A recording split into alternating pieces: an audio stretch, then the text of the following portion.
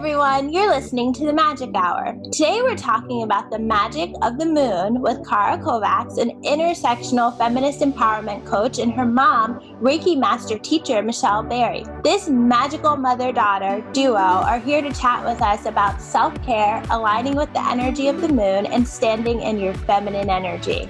Let's make some magic. Hey everybody, Shireen here. Welcome to The Magic Hour. If this is your first time listening, then thanks for coming. The Magic Hour drops every Sunday for your enjoyment, and show notes are found at mylittlemagicshop.com, our official sponsor.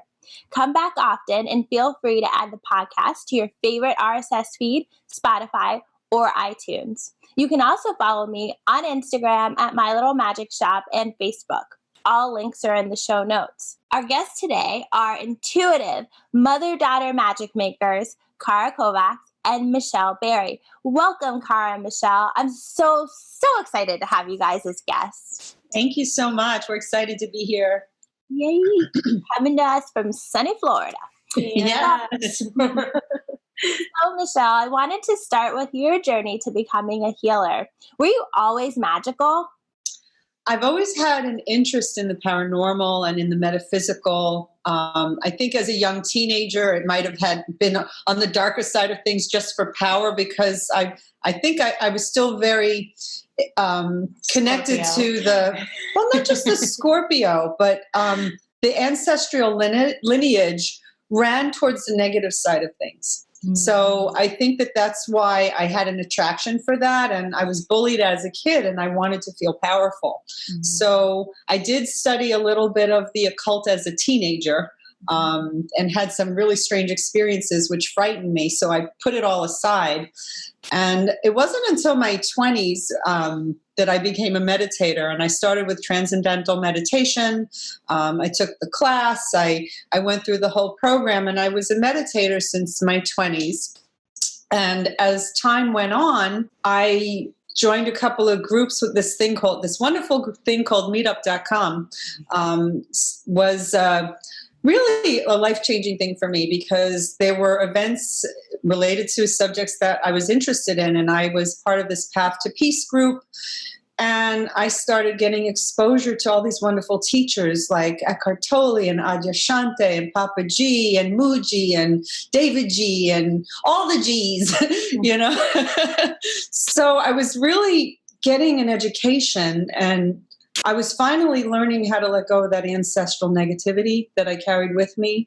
Mm. And, as many of us know, one of our first addictions is thinking, and it's up to us where we direct our thoughts. And I really had to learn that. And I really had to rewire my brain. I would say Dr. Joe Dispenza was another very good teacher for me. And just working on breaking that continuous loop. And as I was doing my healing and going through all of that and my evolution and learning how to not repeat my story to every single one of my friends, because what did we all do when we were young? We would do that and we just ride that vibration. So I got exposure to Reiki, and then I learned how to share it. So it really was an evolution over time, and it started with just self in the beginning. And then over time, once Reiki entered my life, I wanted to give it to everybody. It was really something that made me feel powerful, but in a very, very quiet way. It was just like, wow, I could really do this. I could feel it and I can see the results. So I'm still a perpetual student. I'm constantly taking classes, constantly offering classes now that I have a private practice.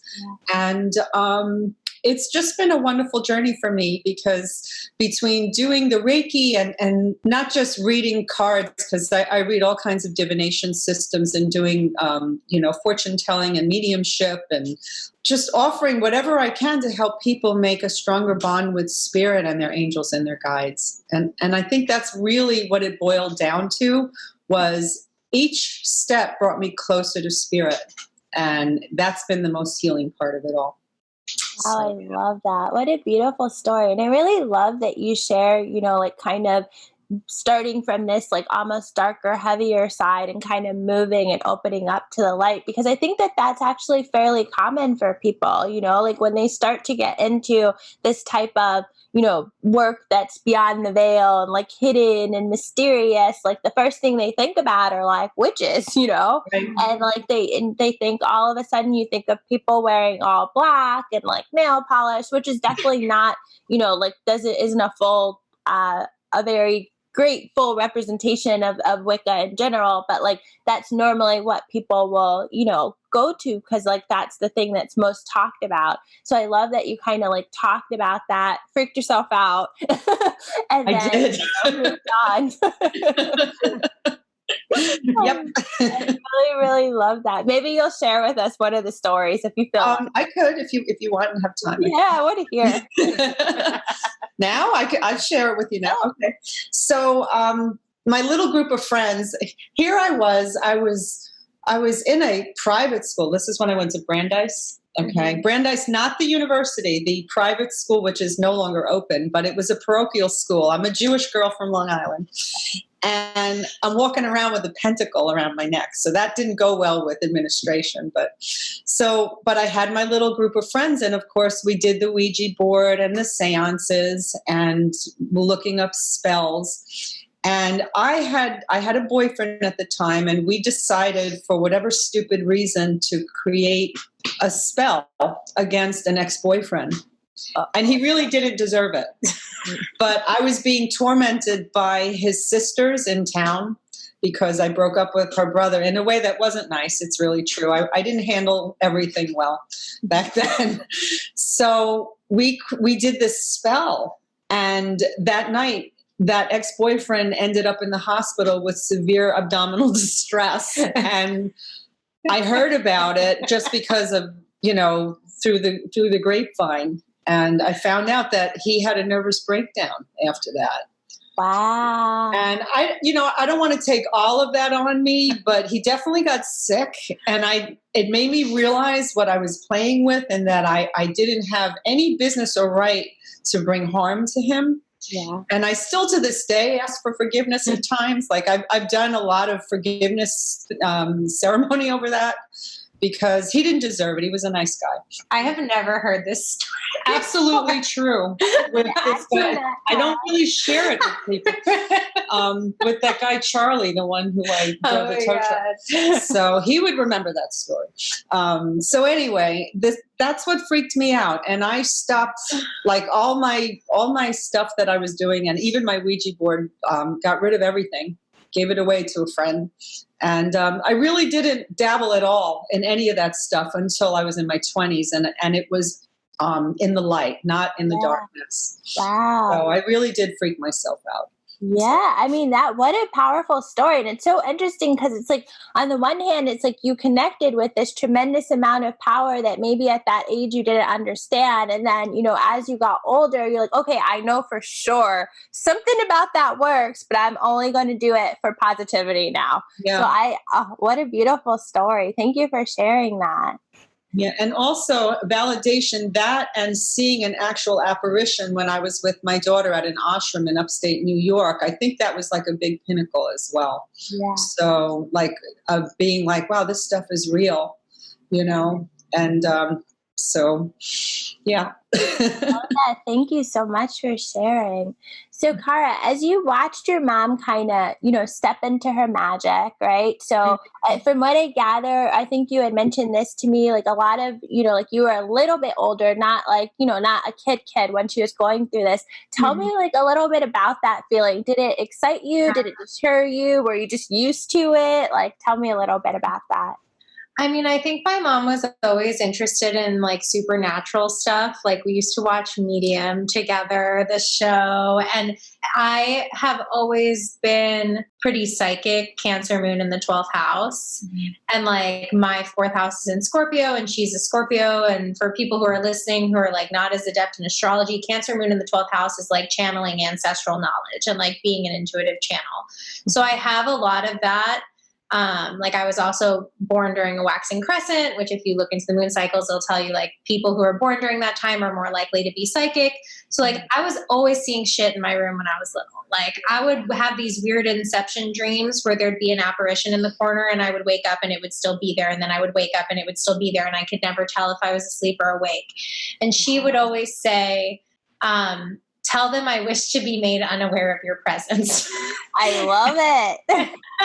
And until I was, much older, like in my 20s, I never like put it together that like my mom never told me the monsters weren't real. She told me to tell them I wish to be made unaware of your presence. So I feel like that there has always been like in our relationship, this understanding that like the paranormal is real. There was like never any invalidation of like anything that I experienced. But at the same time, I didn't find her to be deeply spiritually oriented until I was like in college. Mm-hmm. And I was probably agnostic then. Like I begged them to like not be aware of their presence so much that I like stopped dreaming my entire teenage years. Like I was very terrified of it. I did not like it. It made me very nervous. I had a couple of experiences where like I did see ghosts and I've always felt really intense energy. Like I've always been convinced my aunt's house is haunted. I was convinced that one of my friends' houses in high school was haunted. And like I always felt it and I wanted it again as far away from me as possible. And when she started getting super into spirit and hanging out with the friends that she met on the internet, who were all these like, middle-aged hippies who like to hang out and talk about how they could like move a hurricane up the coast of Florida with their minds. And I was like 19 and I remember sitting in the room listening to actually that particular conversation of these like 50-year-old hippies being like, and in the 90s, we all got together on the beach and we moved Hurricane Andrew up the coast with our minds. And like looking at my boyfriend at the time, and we were both like, what are you talking about? Like, I thought it was weird. I thought it was super weird, if I'm being honest. And then she got into card reading and I wanted to know if he was going to text me back. And, like I had these like very, young woman questions, but she would read for me and all my friends and it was accurate every time, always accurate. And so then I was like, okay, well, I've seen it like 100 times, like it's real. Yeah. And I was working a horrible job that I hated. I was personal assistant to 3 hedge fund managers and it was like very Devil Wears Prada. And I was dying. Like I was so sad and depressed and angry all the time. And I've always had like a really deeply spiritual relationship with my grandfather's spirit, not her father, my dad's father. And it just became like very aware to me that like he was telling me to leave. Like I just got a sense of that and I trusted that. And I came home for 4 months, where I am now actually. And I asked one day for her to teach me how to read her deck. And she was like, oh, that's weird. I bought a new one yesterday. Here, you can have this one. And I like already knew how to read it. And within 3 months, like I was back in New York, basically working full time as a card reader, which is how I started my coaching practice. She was that good. But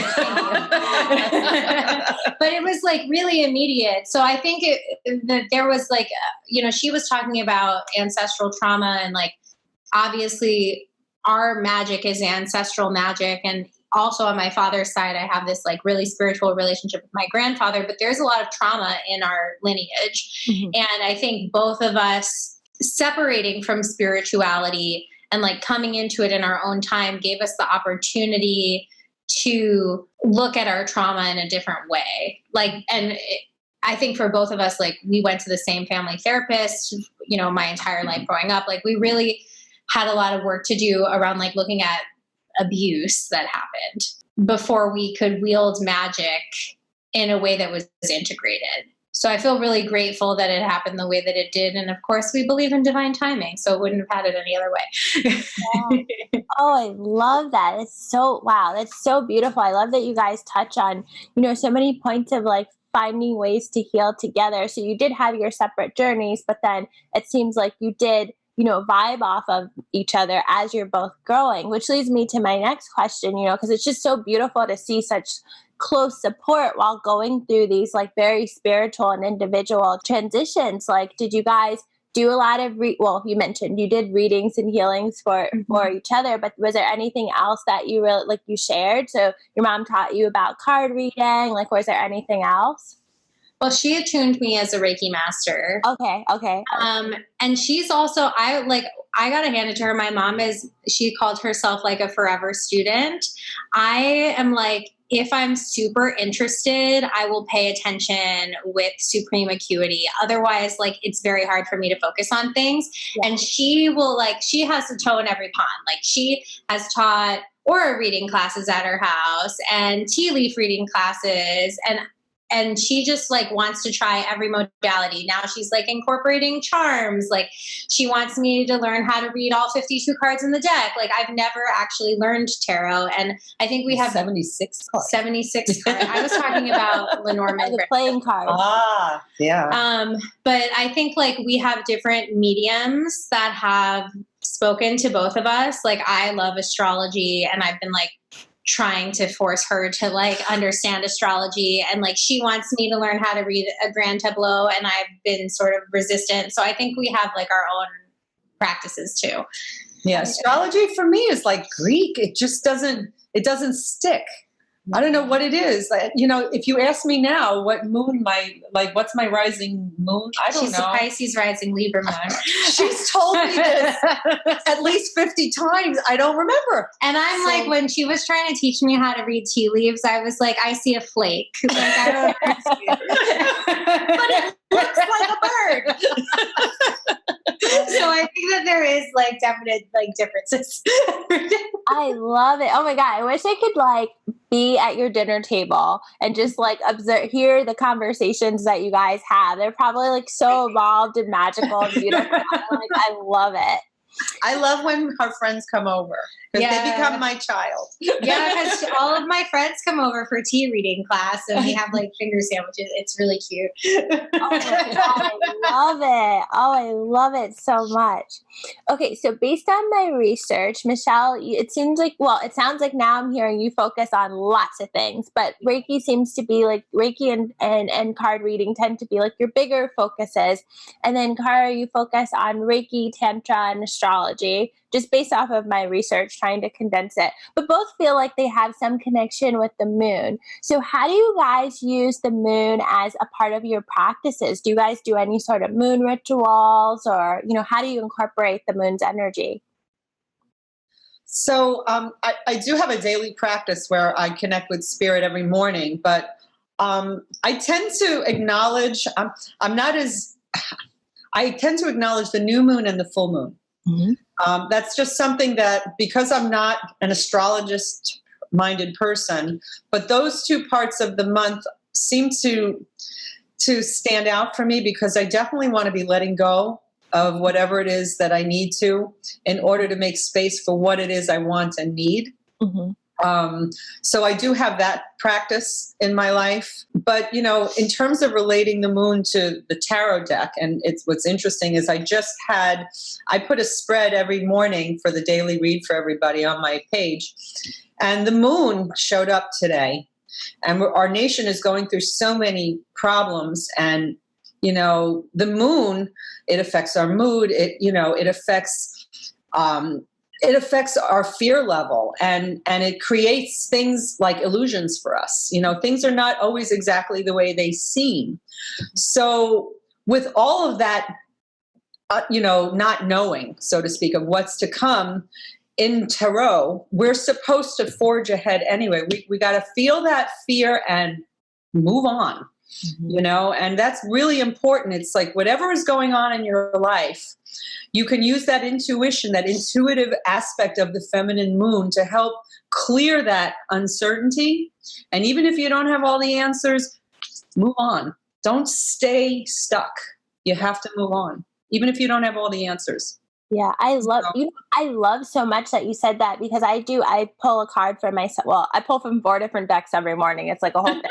But I do, I pulled one of the cards that I pulled this morning was basically, it wasn't the moon, but it said basically just what you said. It was really about focusing and trusting on the universe, like focusing about what's in front of you. Don't worry about the past. And I feel like that resonated on so many different levels for me. You know, like I'm personally going through a huge transition with, you know, my career and, you know, taking this step and making this wonderful podcast. And I feel like it's really, for me now, it's time to focus on the future. But like globally, it's the same thing. In the United States, it's the same thing. Like this is the time for us to release the past, let it go, and stay, like keep our eye on the prize, which is, you know, higher consciousness and, you know, making the world a better place collectively and individually. So I really love that you mentioned that. Mm-hmm. Thank you. Yeah. Yeah, I think the astrology supports it too.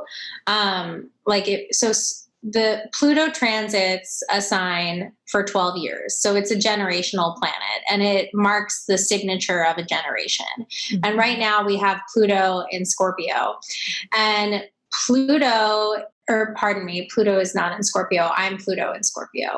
That's Capricorn. Yeah. Pluto is in Capricorn, but Pluto is transiting to the exact degree that it was at in 1776 when the United States was created, mm-hmm. Pluto in Capricorn, around 2022. Mm-hmm. And Pluto is the planet of death and rebirth. Mm-hmm. So when we look at what we're seeing happening in our country, like I wouldn't be surprised if the United States as we currently know it is a completely different place mm-hmm. in a year and a half. Yep. So, and like she said, we have to move forward anyway. Like, what does that mean in our individual lives? What parts of ourselves need to die with that? Or what parts of ourselves do we need to maybe shine? And this is something I love about the moon and the full moon in particular. And when we look at eclipses, like, what are you shining a spotlight on? Mm-hmm. How can we turn that reflector inward? Because I think the most important work that we can do, and I posted about this on Instagram yesterday, not to get too political, but my work is very political. Like, I think sexuality and empowerment is inherently political, mm-hmm. and it is inherently tied to systems of oppression. So if we're looking at what we're seeing right now, at the time of this recording, we still don't know who the president is going to be.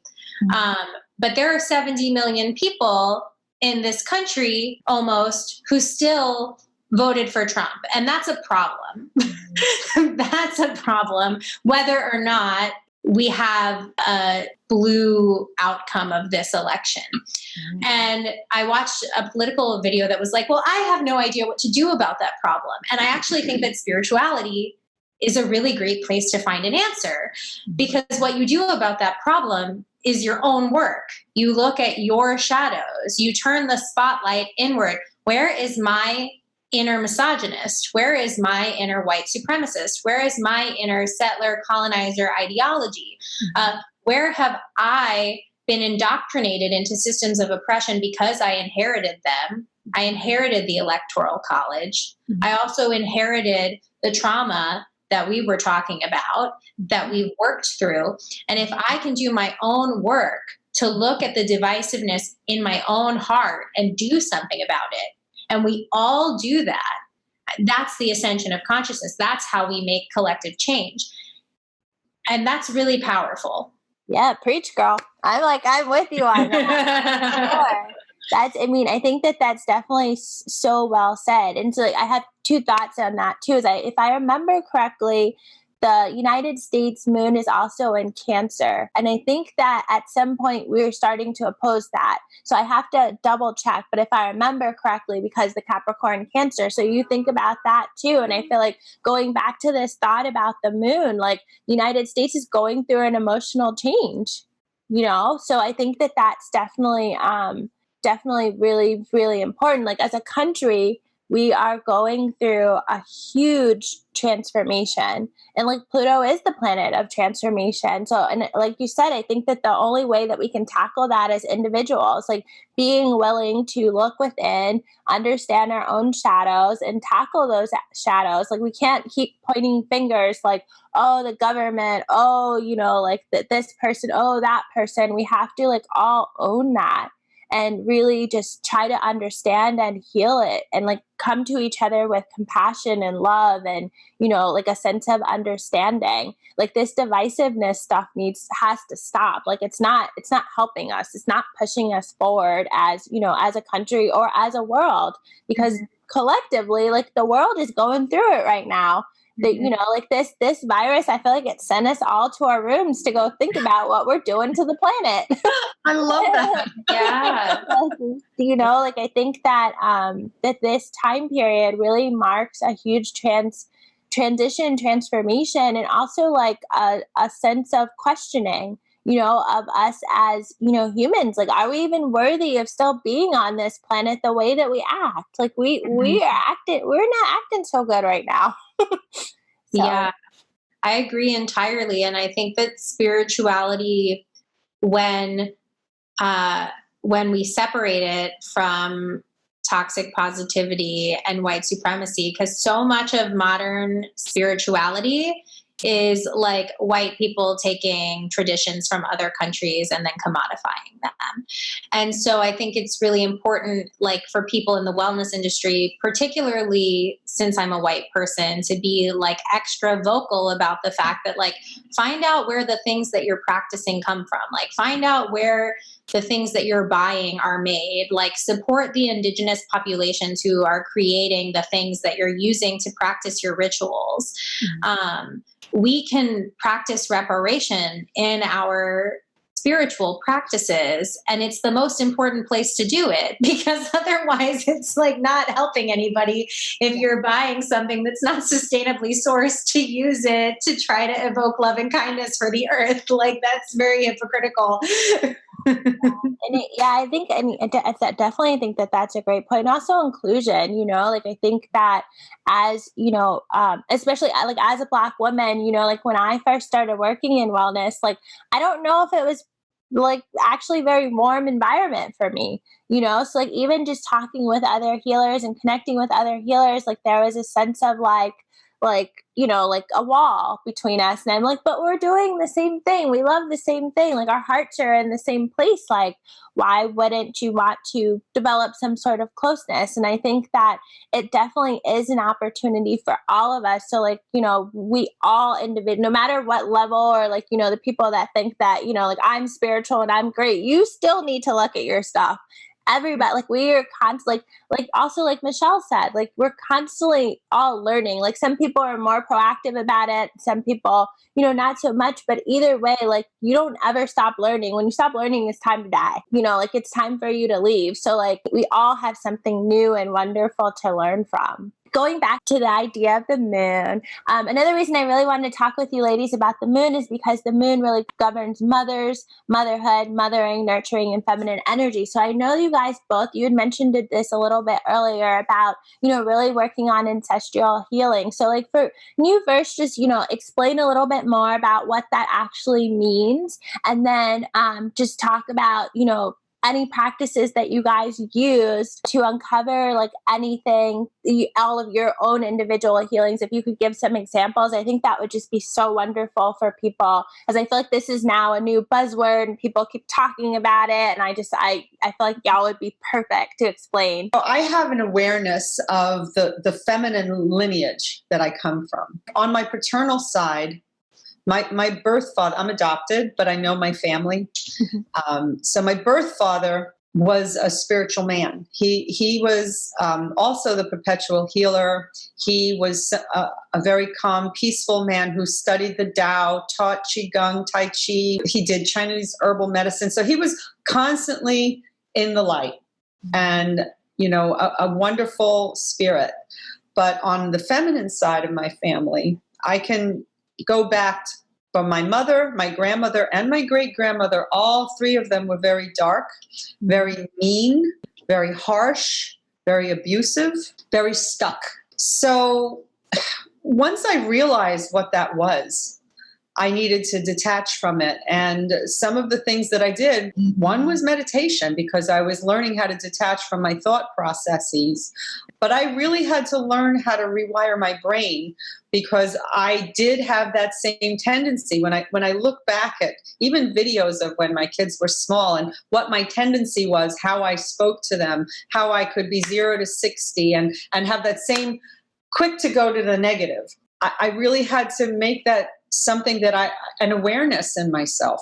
And it took years for me to let go of the story. I did many hypnosis sessions. I had a life coach. I did several past life regressions. So I think it was a combination of a lot of things. It was just learning to make a daily practice and keeping spirit in my life every day. And really coming from a place of no judgment, including not just of others, but for myself. Mm-hmm.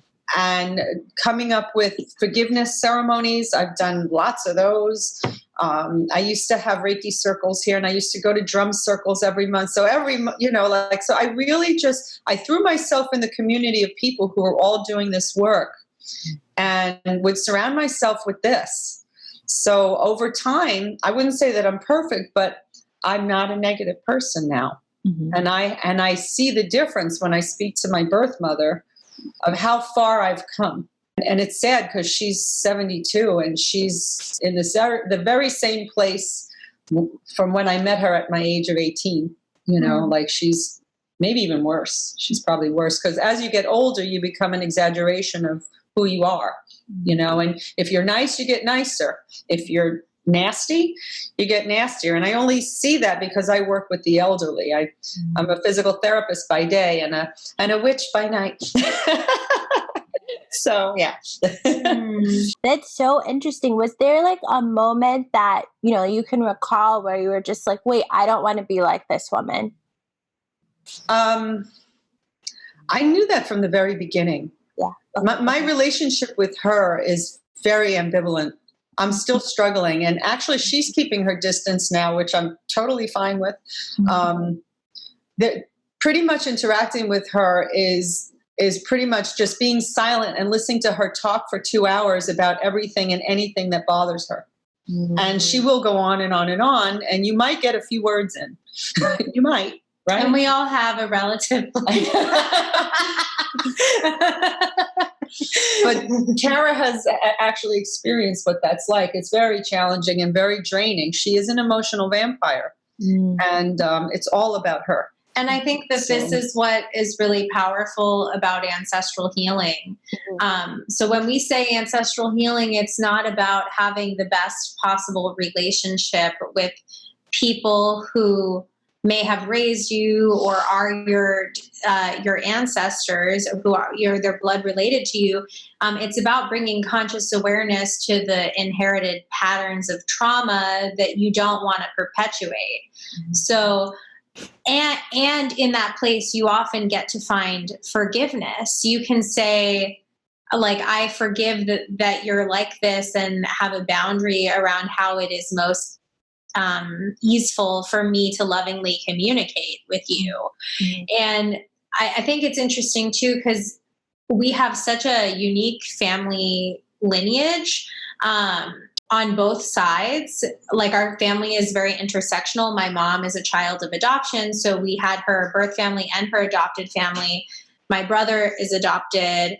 I grew up in an interracial household, and my father's family as well. Like, they're all Holocaust survivors, and they have like really deep roots in like gypsy Hungarian magic. And so I think on all sides, like I feel really privileged to have been exposed to a lot of different ideologies, to have been taught transcendental meditation as a 12-year-old, to see intersectional dynamics play out in my household. And at the same time to, have had, my stepfather was deported to El Salvador when I was in high school. Like, I've experienced a lot, and I think that trauma creates empathy, right? It gives us the wound lets the light in. So even though I too, like, am a survivor of sexual trauma, and my father was incredibly emotionally abusive. And I went to therapy for 10 years, and I did the whole thing. And just like my mom said, we did the plant medicines and the hypnosis and the past life regression and all of the, it's a privilege to have access to that kind of work in and of itself.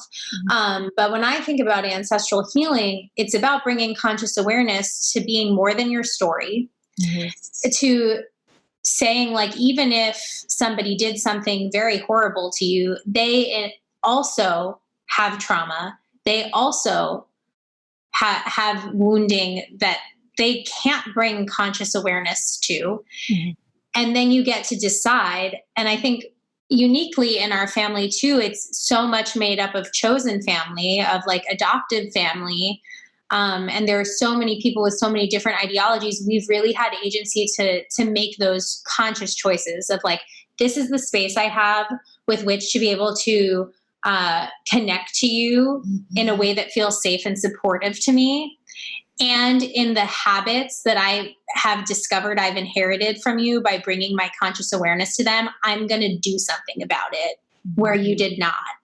Yeah. And I think that's why ancestral healing is such a buzzword, because the evolution of consciousness is evolution. We are evolving as a species.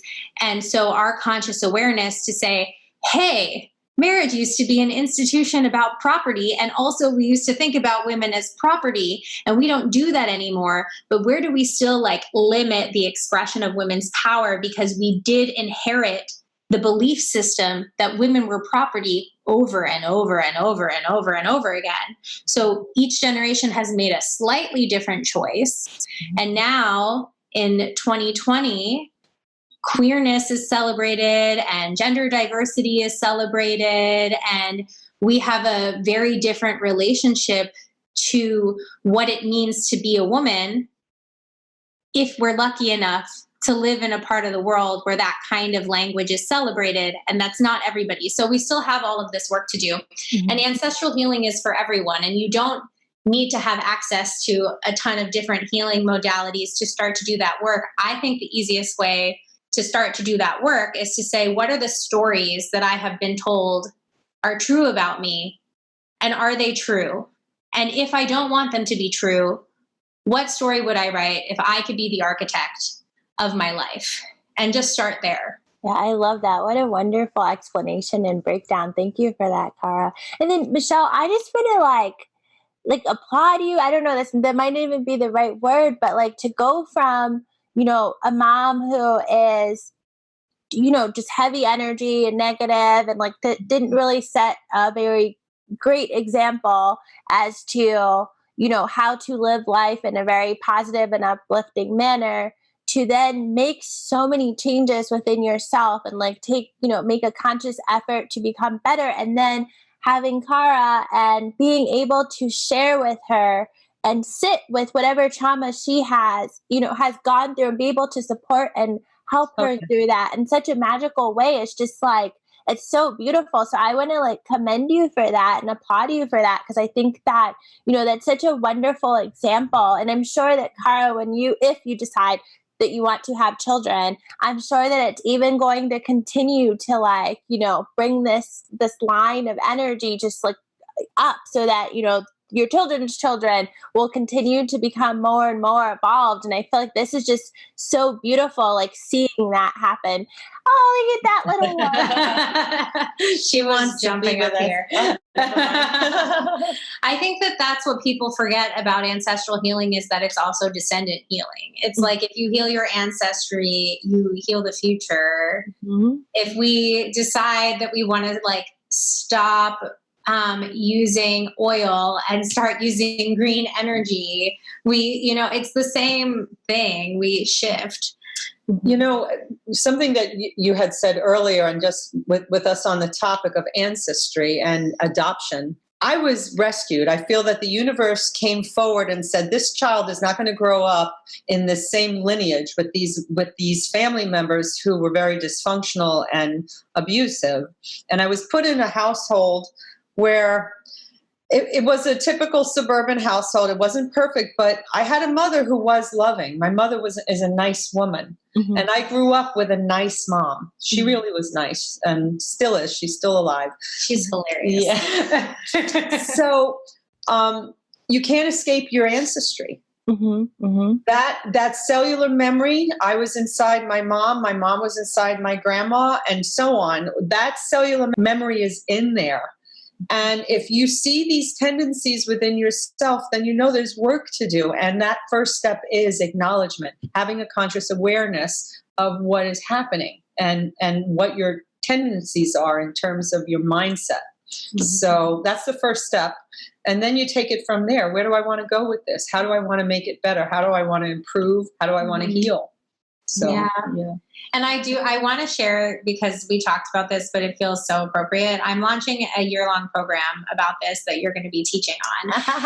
So it's called Ancestral Alchemy, and it's a 12-month container that leads you to do ancestral healing through all 12 signs of the zodiac. And it's $77 a month right now. It's going to be $88 after Monday the 9th. So you might just miss it, but it's going to be what I hope to be the most accessible place to really dig in to what it would mean to do that for yourself. Mm-hmm.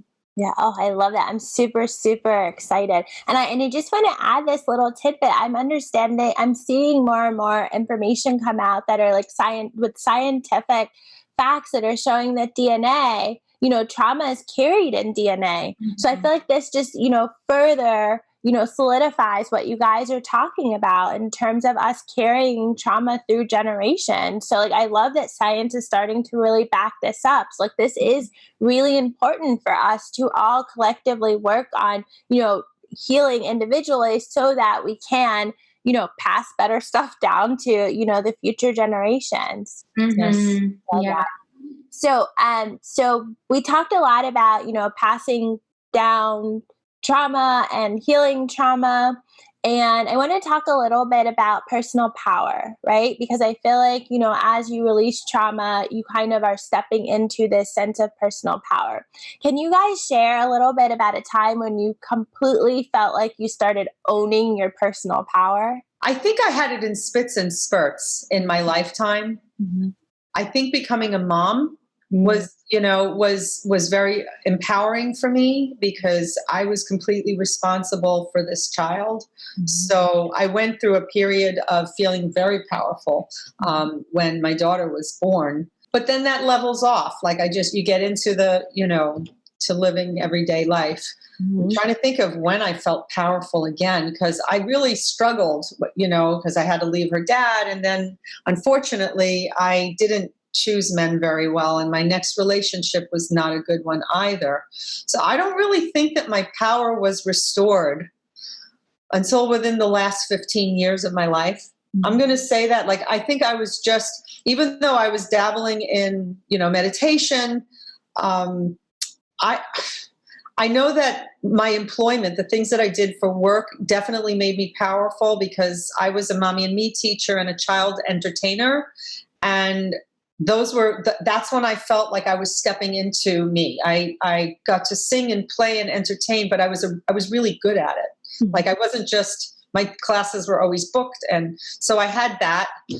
But then I went back to school as an adult in my late 40s, and I went to med school. Wow. And let me tell you, that made me feel like, holy crap, I'm smart. I never thought of myself as smart, and I became a tutor for the school. And they, even after I graduated, sent me students, and becoming a physical therapist was a big deal, mm-hmm. And that wasn't even spiritual, but it just gave me an understanding of my strengths, because I had to figure it all out. I quit my job, so this was a huge leap of faith. It was in a sense spiritual, because I had to trust that I was going to financially figure it out if I was going to follow this dream. It was about, how many people want to quit their job and have faith in the universe and say, I know I'm going to be okay. I'm just going to go for my dreams. So that's what I had to do. Yeah.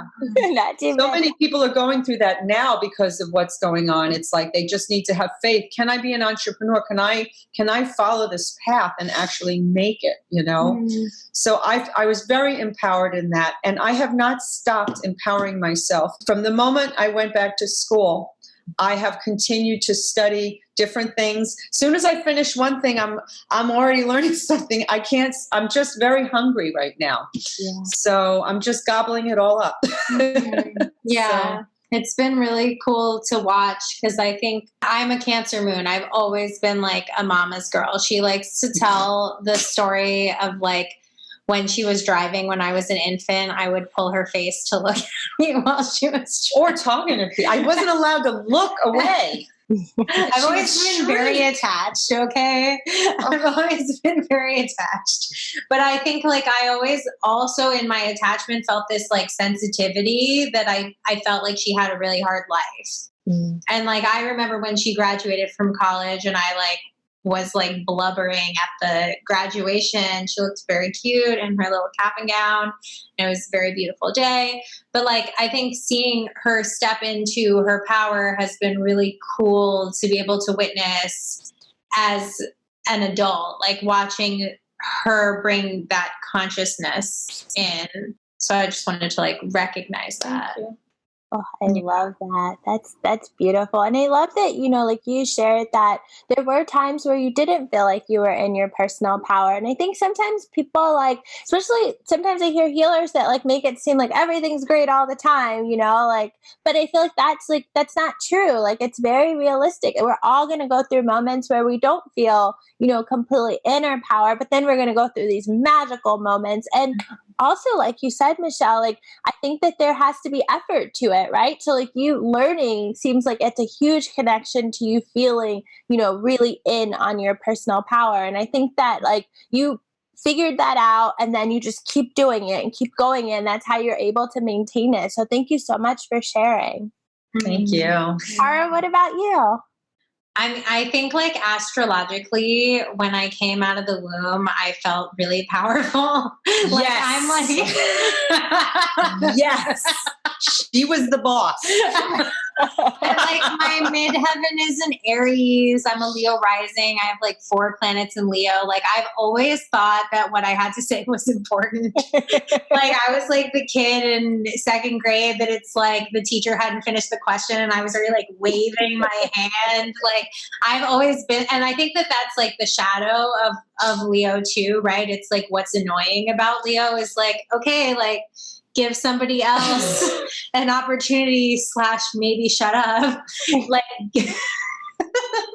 so I am thankful to have consciousness to remind me of that. Cause I like definitely teeter that line of like, I'm going to show up at this party in the most ridiculous outfit ever. And I'm going to be the loudest person in the room. But like, I still want to connect to people and I want to hear their life story too. So like, I know now kind of when to rein it in a little bit.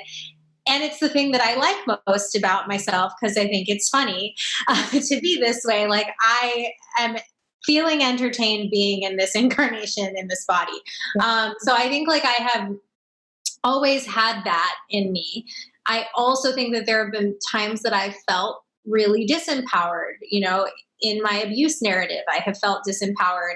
I was diagnosed with diabetes on my 21st birthday, and getting a chronic medical diagnosis, like when you're about to graduate from college, is super disempowering. It was like a complete reshaping of my identity.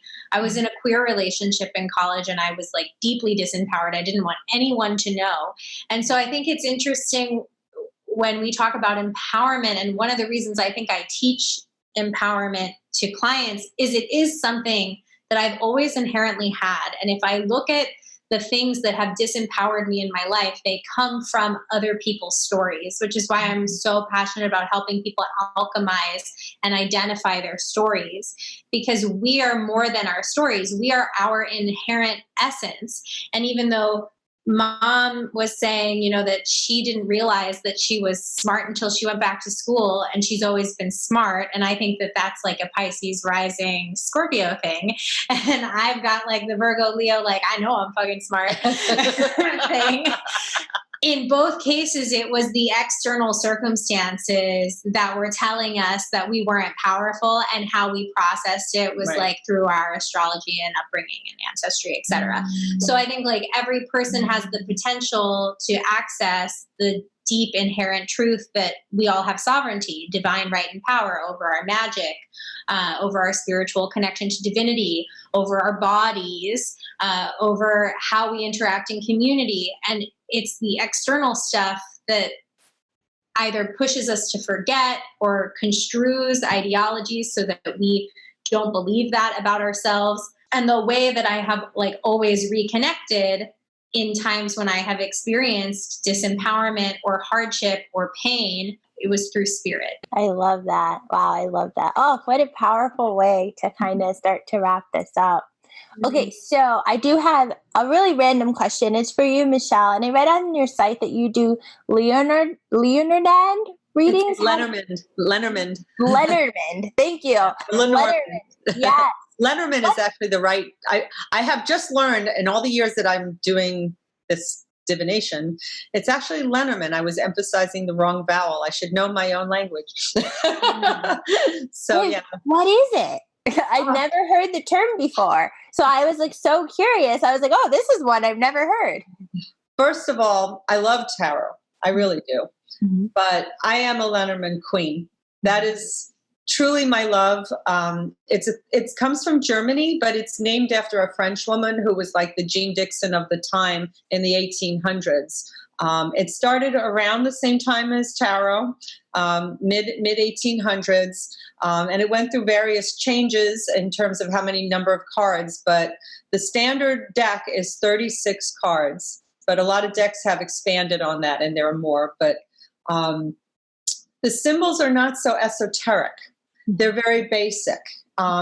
I find with my clients that when I do a reading with Lenormand, that they remember the reading. And when they look at the pictures trigger what I was telling them.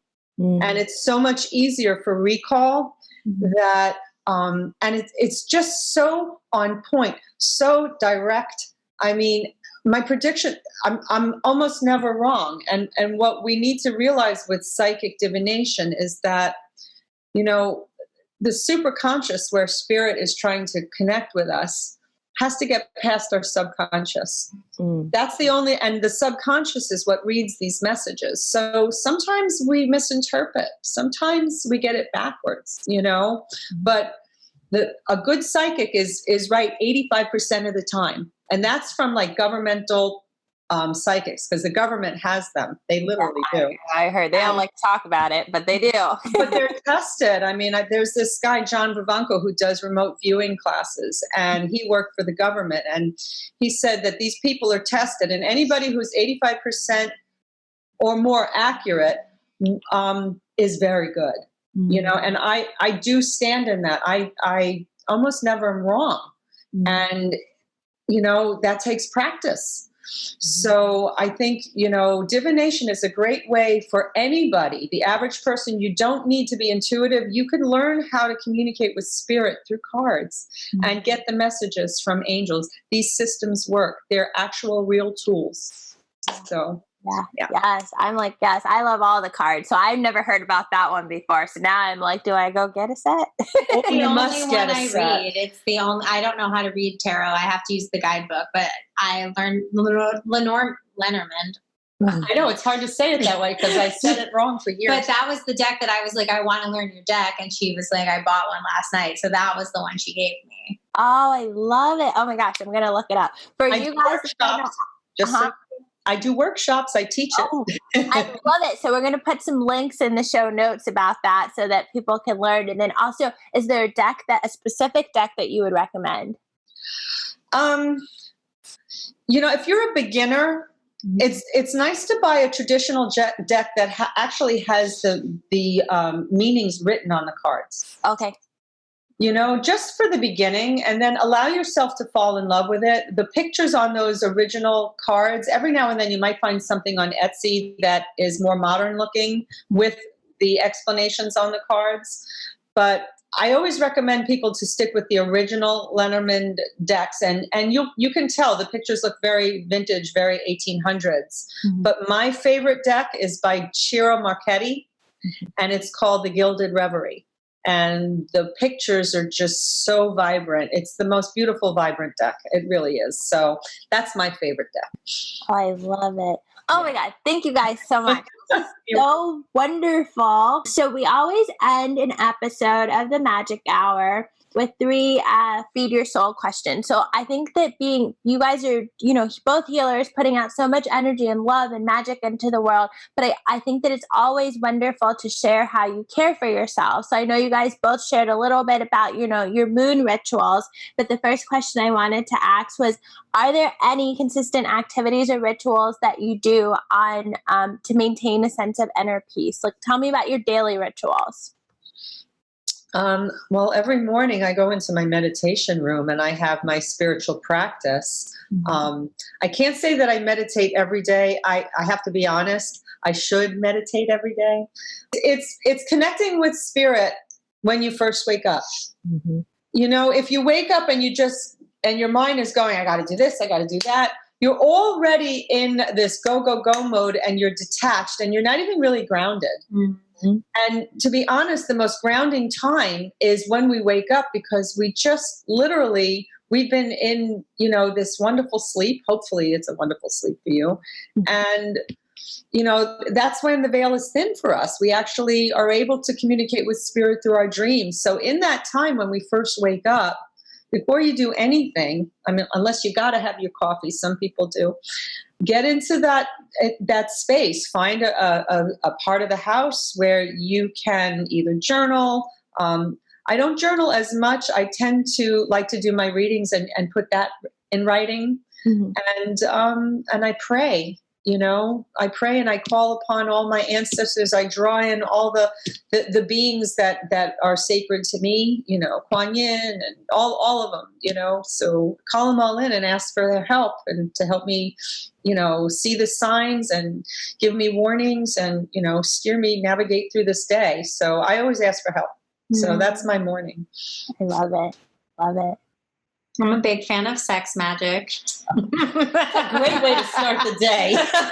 Good morning. I think I do that more in the evening. It's more of an evening ritual, but sex magic. Like, I always am just like masturbating to the goals that I'd like to call forth to myself. And there's like a lot of tantric ideology in that as well. And if people are like interested in learning more about sex magic, they can just come to my Instagram.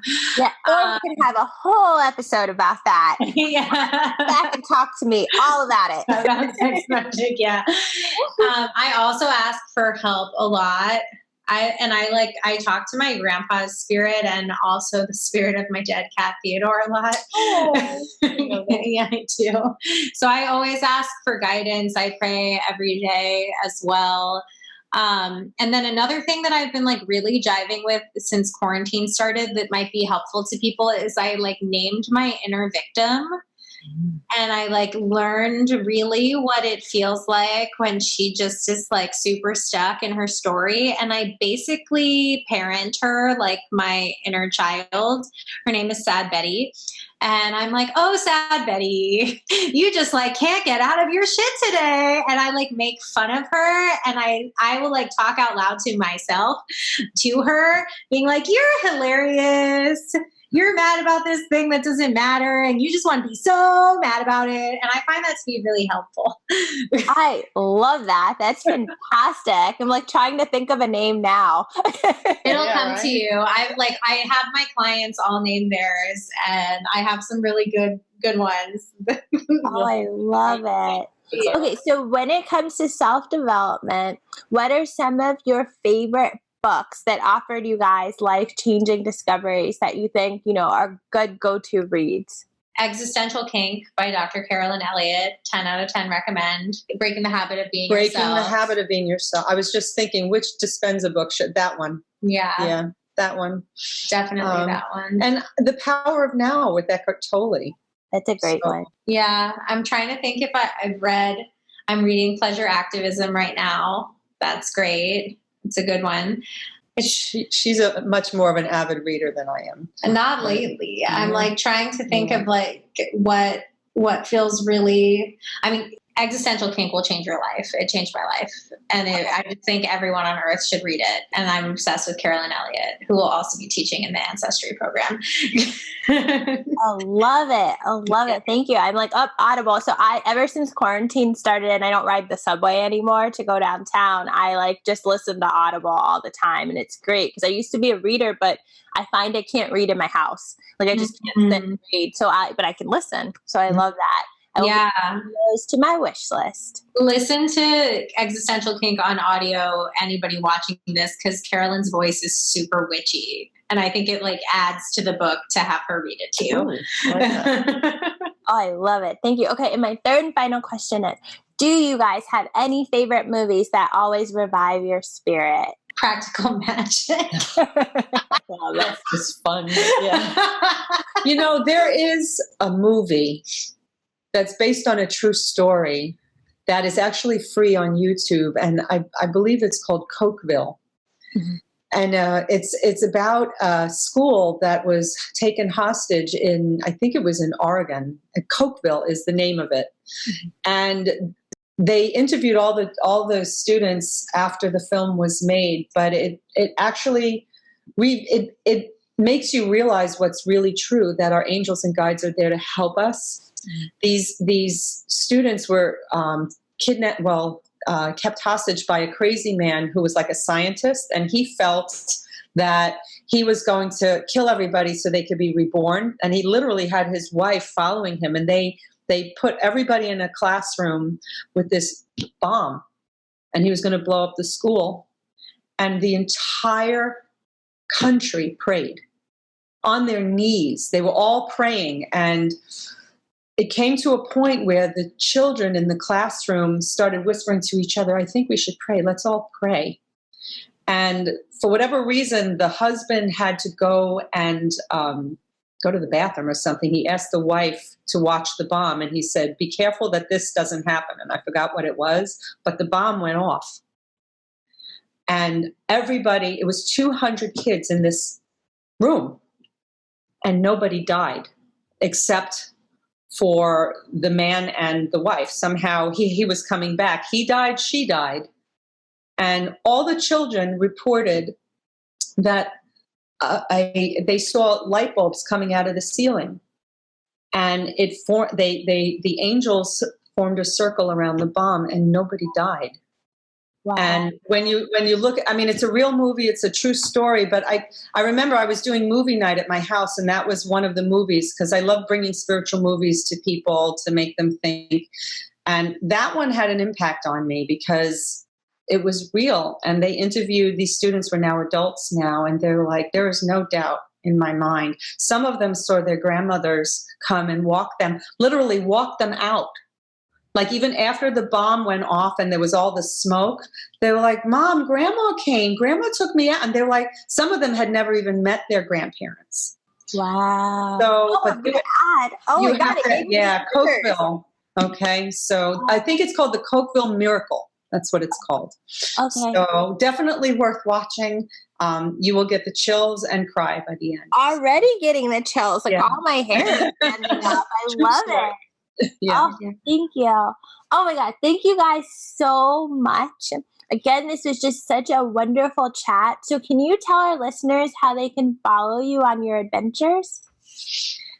Mom's got a new website. So my website is almost done, and it's under Mystical Michelle, but you can find me as michellebarrie.com, but you're only going to see coming soon. That's all you're going to see. So you can find me on Facebook, Michelle Barrie, and I also have my Reiki page too, which lists my services, Michelle Barrie Reiki Master, and Cartomancer, which is a cartomancer, someone who reads cards, if they don't know what that is. So I'm still accessible online. And I'll get all the links for you. And if anybody is having trouble contacting her, they can email me or DM me. Yes. And you can find me at carakovacs.com, or Cara Kovacs _ on Instagram. And you can find all the information to join Ancestral Alchemy on my website and in my bio. Love it. Oh my gosh. I can't wait to see all the magic you guys create in the future. And like, I want to sign up for a tea reading class because that just sounds really cool. So I'll be looking it up on the site too. I don't have a tea leaf now. COVID it's hard online to do tea leaf. Yeah. It really is because, you're taking pictures of a cup and so I haven't been doing tea leaves since COVID, unfortunately. But we can get you some resources to see about doing it by yourself if you wanted to have a tea party. It's so much fun. That. Yeah. And there are actually tea leaf reading cards, so you could at least learn the symbols. Which is really cool. So thank you everyone for tuning into the Magic Hour. We hope you enjoyed listening. Be sure to check out the show notes over at mylittlemagicshop.com for more information on today's guests, Cara Kovacs and Michelle Barrie. We hope to see you again next Sunday. As always, sending you so much light, love, and magic. And remember, without a dream, you can't have a dream come true. So make sure you're out there making your own magic.